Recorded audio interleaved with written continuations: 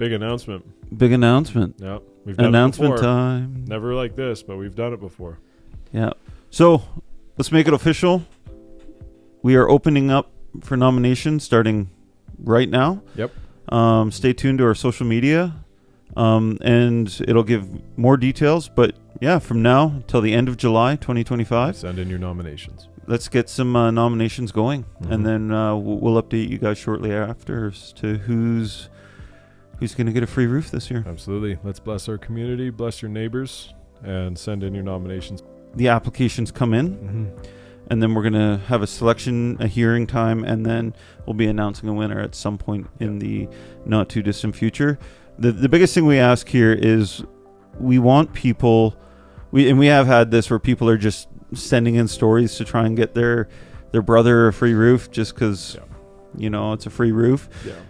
Please only send applications if it's somebody who genuinely needs it. Yeah, someone who's in need, can't afford it, and needs help. Yeah.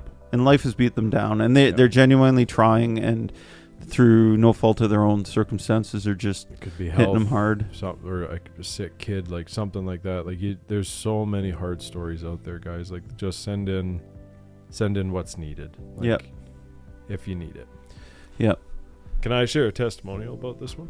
Yeah. Okay, so I joined Ridgeline back in 2017. Hot on the heels of, I think, the very first free roof giveaway. So, is that right? 2017 was the first one? Hey, Prince George, Josh Eisworth here from Ridgeline Roofing. I just wanted to quickly let you guys know that 2 weeks from tomorrow, that's Saturday, March 16th, we will once again be partnering with the Prince George Cougars to give away another free roof to a family who needs it. All you need... That sounds about right. It would have been back then. I'm pretty sure that was it, because I arrived after you guys had finished it. Like, you did it in the spring, as far as I'm told. I think it was 2 roofs, if I'm not mistaken, because you couldn't pick one. We did 2 and the hospice. That's right. Hospice home. So, massive charitable year. Ridgeline was booking a few weeks out at the time. I think we were 1 to 2 weeks out in the spring, and that was about normal for the timeline. The community, I'll tell the rest of the story. Josh, who's sitting in front of me here, wasn't sure if he was going to make money that year because of that decision. They took in a bunch of these testimonials, read them, couldn't pick between the last 2, decided, let's do them both. Thought maybe we don't make money this year, but did it anyways. And then the community of Prince George literally detonated our phones. Like, we were so busy, it was ridiculous.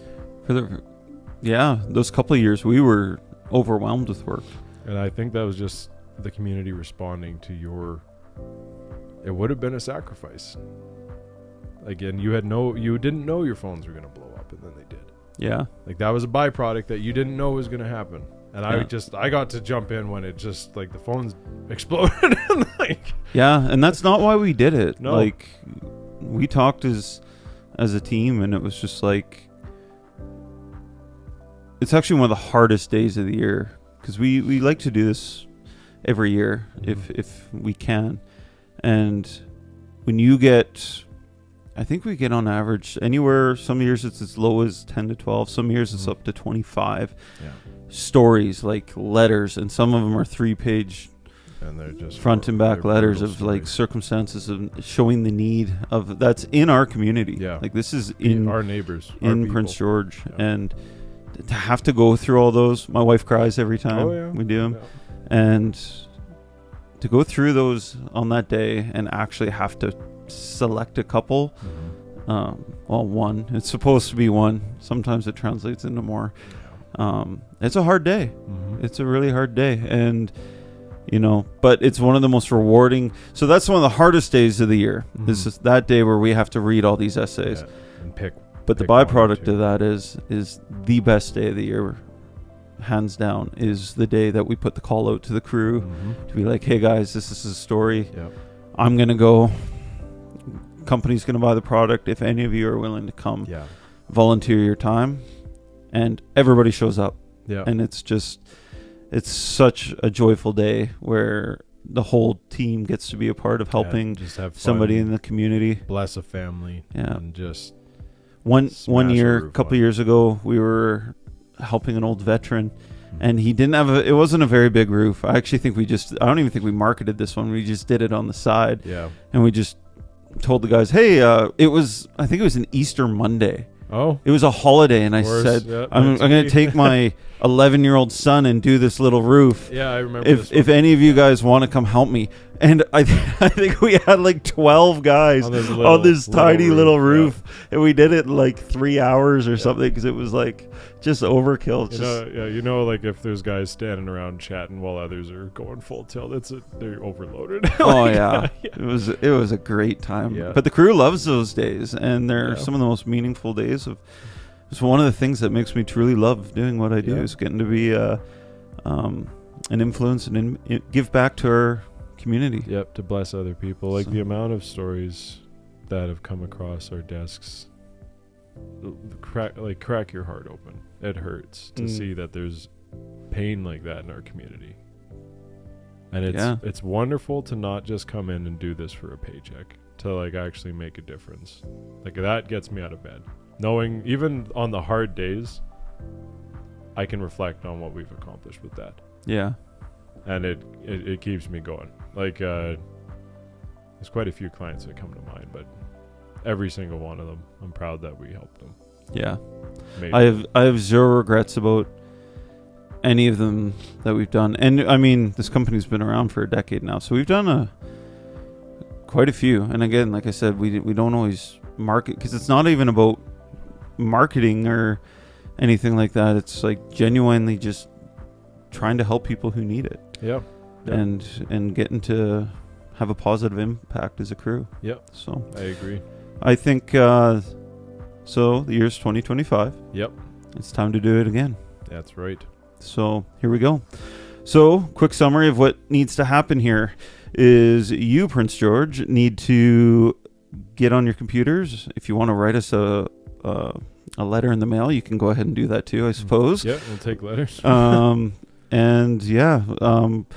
guess we will be posting on our social media and everything, dates and when we're going to have the applications come in. Mm-hmm. And then we're going to have a hearing time, and then we'll be announcing a winner at some point in the not too distant future.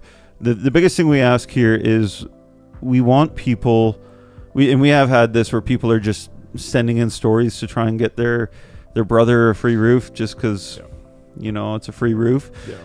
Please only send applications if it's somebody who genuinely needs it. Yeah, someone who's in need, can't afford it, and needs help. Yeah.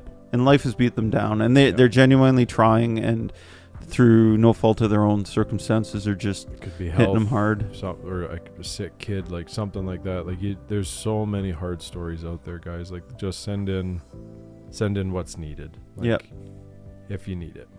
Yeah. So, an essay just telling us a story. Typically, and get your community involved. Yeah. Typically, the people who are selected have 4 to 5 separate nominees telling their story. Yep. So, nominors? Nominees? Nominees would be the nominee. What would the word be?